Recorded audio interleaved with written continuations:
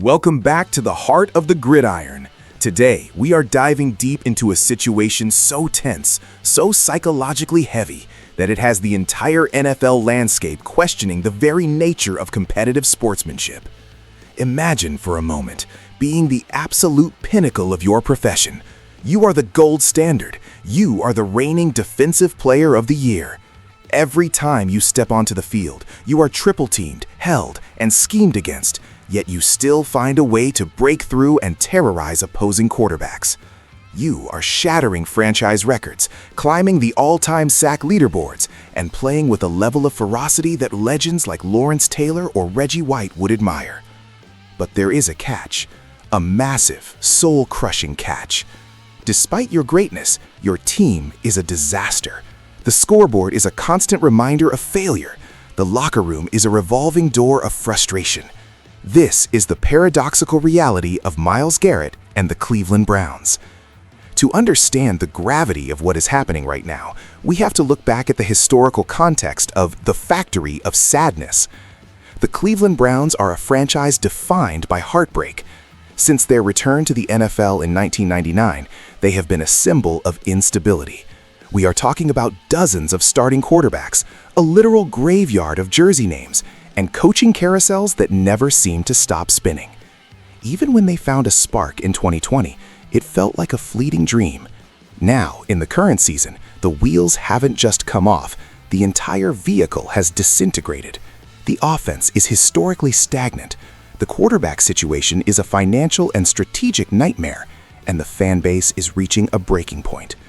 Amidst this wreckage stands Myles Garrett.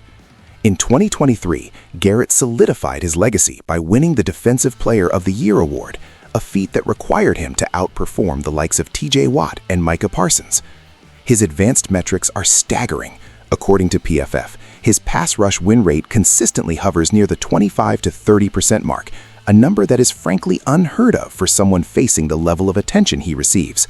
He is the anchor, the engine, and the heartbeat of a defense that frequently keeps the Browns in games they have no business being in. But as the losses pile up, many of them in embarrassing fashion, the question on everyone's mind is, how does he keep going? Why hasn't he requested a trade to a contender? How does a man maintain his sanity when his peak years are being swallowed by organizational dysfunction? This is where the suspense builds. Rumors have been swirling through the league's inner circles. Analysts on every major network are debating whether the Browns are wasting a generational talent. We've seen stars in similar positions force their way out. Think about Jalen Ramsey in Jacksonville or Matthew Stafford in Detroit. The precedent is there. The pressure is mounting. The financial implications are also massive. Garrett's contract is a gargantuan commitment, and in an era of skyrocketing salary caps and quarterback-centric spending, having a non-QB taking up such a significant portion of the pie while the team isn't winning creates a mathematical crisis for the front office. We are looking at a locker room culture that is on the brink of a total collapse, with the defense and offense reportedly living in two different emotional universes. But then something shifted. We discovered a secret. It wasn't a tactical change or a new training regimen. It was something much deeper, something philosophical. The big reveal. While the world expected Myles Garrett to explode in anger or demand a ticket out of Cleveland, he did the exact opposite. He turned to the world of literature and stoicism. Garrett has been privately utilizing a specific philosophical framework to insulate his performance from his environment.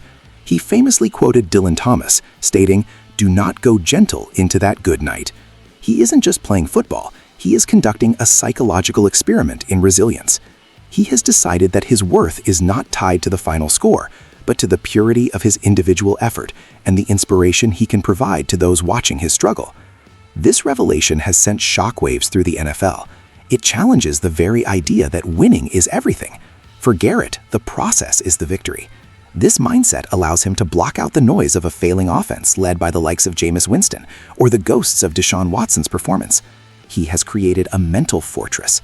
Expert analysis suggests that this approach might be the only thing keeping the Browns' locker room from a complete mutiny.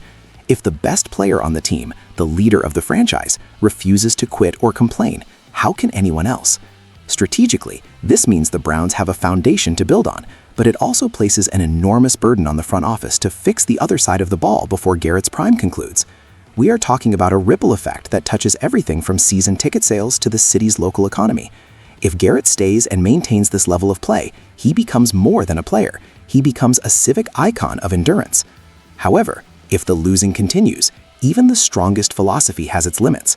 Analysts are looking at what-if scenarios where a team like the Lions or the 49ers makes an all-in offer for the star defender. Could you imagine Garrett on a team with a functional offense? He would be unstoppable.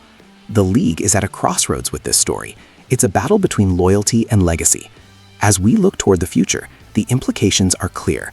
Myles Garrett is redefining what it means to be a professional athlete in the face of adversity.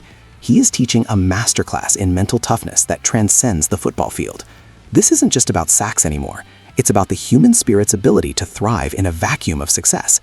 We will be watching closely to see if the Browns can finally match Garrett's excellence, or if he will remain a lone titan standing amongst the ruins of a once great football city. What do you think about Garrett's philosophical approach? Is he being a hero, or is he wasting his best years? Let us know in the comments, and don't forget to subscribe for the most in-depth NFL analysis you can't find anywhere else. The mystery of the Browns continues, and we will be here to break every second of it down for you. This is the story of a man who refused to let failure define him, even when he was surrounded by it.